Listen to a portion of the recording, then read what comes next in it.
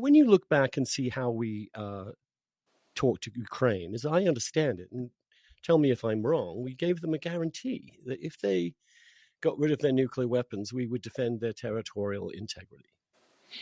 When did that happen? Remind me. Well, I think 2008 is the key year. And basically, NATO expansion is debated in the Clinton administrations throughout the mid 1990s. And President Clinton steps in to this big dispute and says, we will expand NATO. And the first tranche, Poland, Hungary, and the Czech Republic, is in 1999. The second tranche is in 2004, and that includes countries like the Baltic states, Romania, and so forth and so on. Then, and this is where the really important decision on Ukraine takes place, in April 2008, at the NATO summit in Bucharest, we issue a statement after the summit is finished that says Ukraine and Georgia will become part of NATO. And that's when the Ukraine issue comes front and center vis-a-vis NATO expansion. Putin and all sorts of other Russian leaders at the time say this is categorically unacceptable and this is not going to happen. And the Russians, of course, say the same thing with regard to Georgia. And it's no accident, Andrew, that in August 2008, you have a war over Georgia. Then in February 2014, the war breaks out over Ukraine. So you can see the fateful decision on not only Ukraine, but on Georgia was made in April 2008. And that's the Now that commitment to NATO was not a guarantee, right? I mean, they didn't say you did. I mean, let's clarify exactly what the U.S. said or NATO said. You will at some point, or there's a possibility at some point, or that perhaps you might at some point. What were the criteria that they laid out for inclusion in NATO if they were going to do it for Ukraine and Georgia?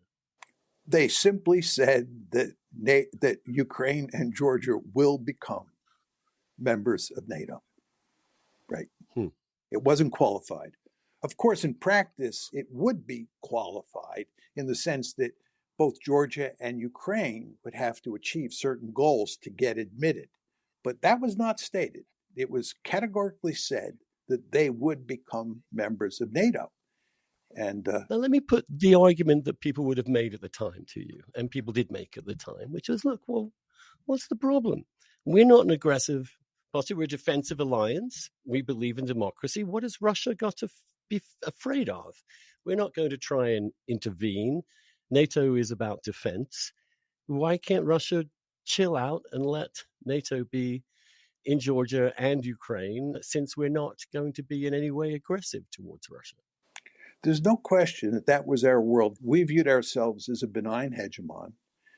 And NATO expansion, it's very important to emphasize this, was not aimed at containing Russia. We did not fear Russian expansion at the time.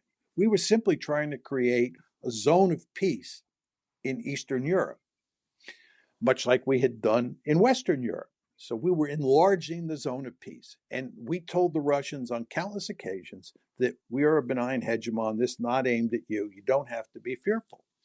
The problem is that's not how the Russians saw it.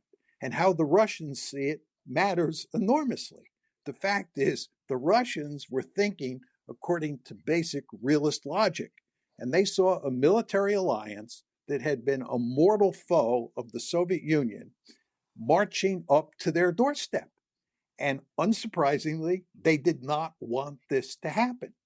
They swallowed the first tranche of NATO expansion, and they even swallowed the second tranche.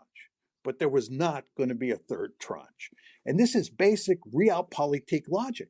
So you see what's going on here is that NATO, and here we're talking mainly about American leaders, and Russian leaders, and here we're talking mainly about Putin, are like two ships passing in the night because they're playing according to two different playbooks.